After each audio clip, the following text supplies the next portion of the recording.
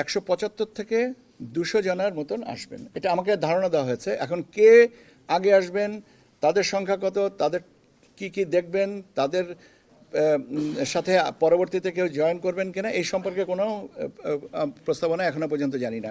শুধুমাত্র এই নামটাকেও আমি পেয়েছি, আর আমাকে ধারণা দেওয়া হয়েছিল যে 175 থেকে 200 জনা পর্যবেক্ষক আসবেন।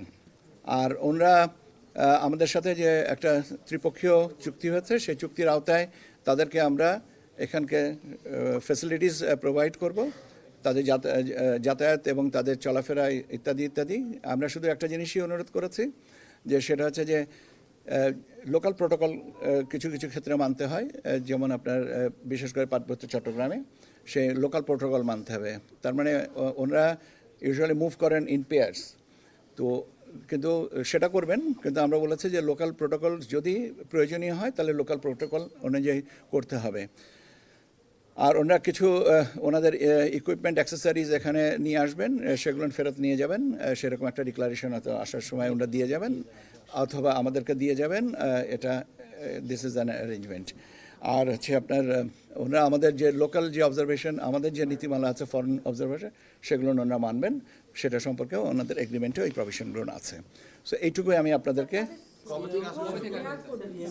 আমি এক জিনিসগুলো আমি একটু বললাম তো, যে বাকিটুকু আমাদের কোনো কিছু এখনো বলা হয়নি, কোন কোন খাতে খরচ, কতগুলো গাড়ি দিতে হবে বা না দিতে হবে, এই সম্পর্কে তো এখনো পর্যন্ত কোনো কিছু নেই। আমরা একটা অনুরোধ করেছি যে আপনাদের ডেলিগেশন আসেন, এবং তারই ধারাবাহিকতায় অ্যাডমিনিস্ট্রেটিভ অ্যারেঞ্জমেন্টটা। চুক্তিটা হয়েছে গত লাস্ট ওয়ার্কিং ডেতে, কিন্তু আমরা এটাকে আপনাদেরকে জানাইনি। তার কারণ হচ্ছে যে আমাদের এখানে চুক্তি হওয়ার পরে এই চুক্তির অ্যাপ্রুভালটা লাগবে বেলজিয়ামে, ব্রাসেলসে। অ্যাপ্রুভালের সাথে সাথে যখন আমাদেরকে জানিয়েছেন, আমরা তাৎক্ষণিকভাবে আপনাদেরকে এসে জানছি।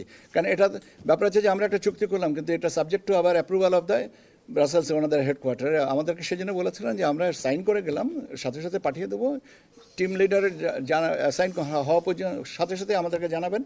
এবং আজকে জানতে পেরেছি, ইনফ্যাক্ট আজকে জানি না, গতকালকে রাত্রে জেনেছি, আমাকে টেক্সট করে জানানো হয়েছে, সেই টেক্সটের রেফারেন্সে আজকে আপনাদের সাথে কথা বলছি।